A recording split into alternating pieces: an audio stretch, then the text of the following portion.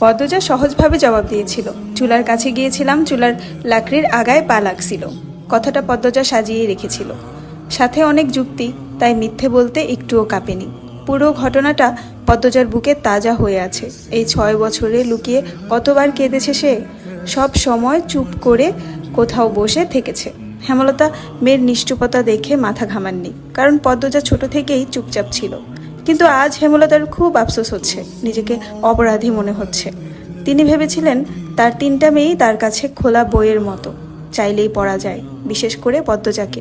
বাড়ির পিছনের নদীর বুক দিয়ে তরতর করে যাওয়া স্বচ্ছ টলতলে পানির মতো মনে হতো, যার জীবনে অস্বচ্ছ বলতে কিছুই নেই, সবই সাদামাটা, সহজ সরল। অথচ পদ্মজার জীবনের কত বড় দাগ জলজল করে জ্বলছে, কত বড় ঘটনা লুকিয়েছিল।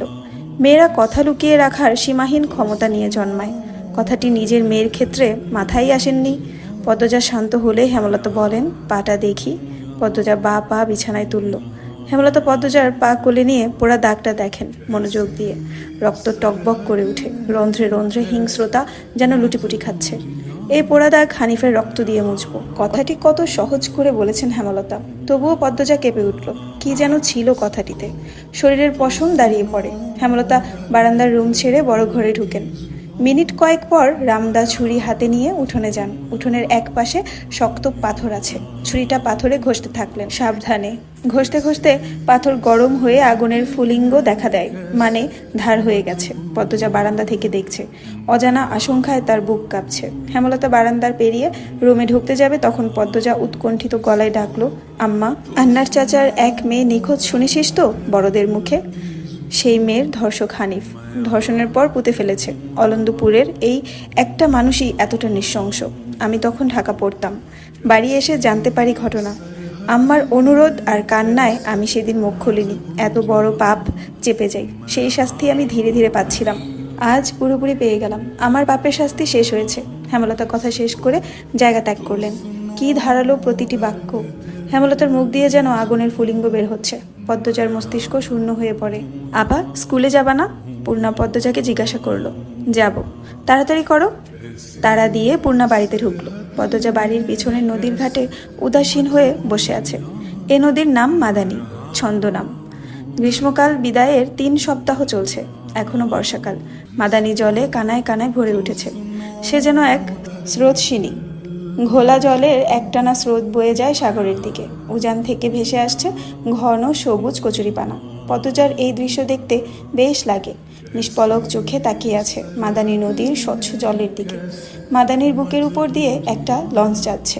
লঞ্চ দেখে 1 মাস আগের ঘটনা মনে পড়ল তার। সেদিন রাতে হেমলতা ছুরি ধার দিয়ে রুমে ঢুকে গেলেন। পদ্মজা কাপা পায়ে রুমে ঢুকে বিছানায় শুয়ে পড়ে, কিছুক্ষণের মধ্যেই ঘুমিয়ে পড়ে। এর পরদিন স্কুল থেকে বাড়ি ফিরে নামাজ পড়ে খেতে বসলো। তখন হিমেল হন্তদন্ত হয়ে বাড়িতে ঢুকে। হিমেল হচ্ছে হেমলতার ছোট ভাই। আপা, এই পদ্ম, আপা কই? হিমেলের কণ্ঠ। কি হয়েছে মামা? জবাব দিল পদ্মজা। পদ্মজার প্রশ্নে উপেক্ষা করে হেমলতাকে হিমেল ডাকলো। আপা, এই আপা। হেমলতা বাড়ির পিছন থেকে ব্যস্ত পায়ে হেঁটে আসেন। কি হয়েছে? হিমেল হেমলতাকে দেখে হাউমাউ করে কেঁদে উঠল। আপা, ভাইজান খুন হইছে। রাইতে কে জানি মাইরা ফেলাইছে আপা। হিমেল কাঁদতে কাঁদতে হাঁটু ভেঙে বসে পড়ল। পদ্মজা তাৎক্ষণিক সন্দিহান চোখে মায়ের দিকে তাকালো। হেমলতাকে দেখে মনে হলো তিনি চমকেছেন, অথচ তার চমকানোর কথা ছিল না। নাকি হিমেলের সামনে অভিনয় করলেন। পূর্ণা, প্রেমাকে ওদিক আসতে দিস না পদ্ম, আমি আসছি। হেমলতা বাড়ির বাইরে মিলিয়ে যান।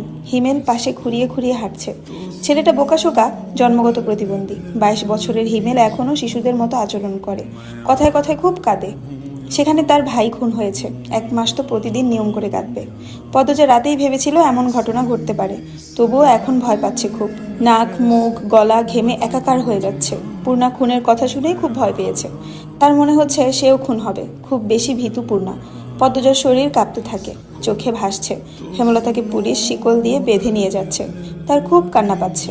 আর সময় নষ্ট না করে তড়িঘড়ি করে উঠে দাঁড়ালো পদ্মজা। মাথায় ওড়না আঁচল টেনে নিয়ে পূর্ণার উদ্দেশ্যে বলল, প্রেমারে দেখে রাখিস বোন, বাড়ি ভর্তি মানুষ, আরও মানুষ আসছে।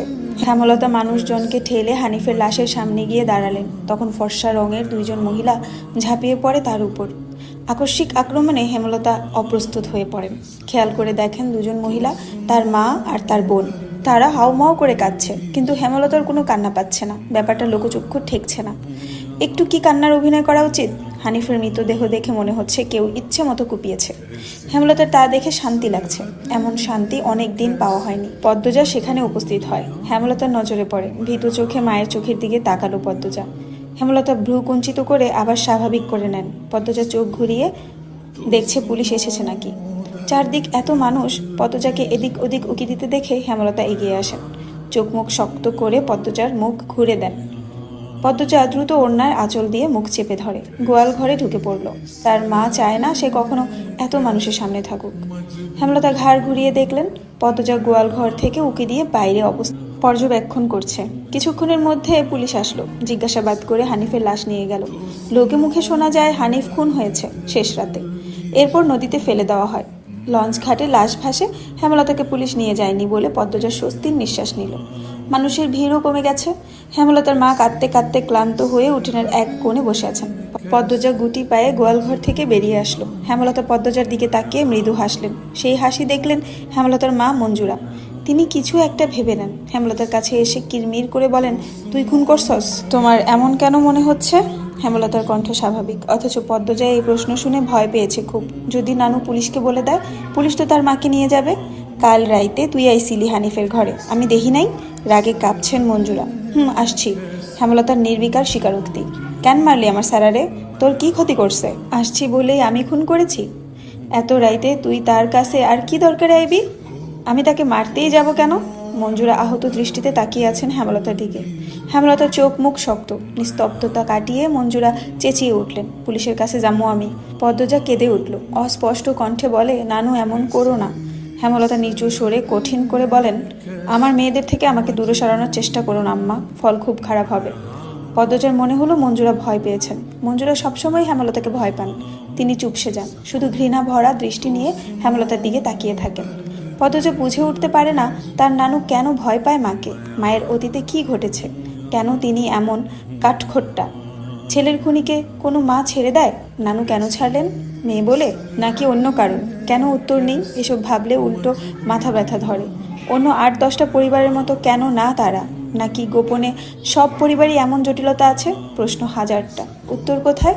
হ্যালো, আসসালামু আলাইকুম এভরিওয়ান। আমি জান্নাত রহমান। আপনারা শুনছেন আমার কণ্ঠে আমি পদ্মজা গল্পের ৩য় পর্ব।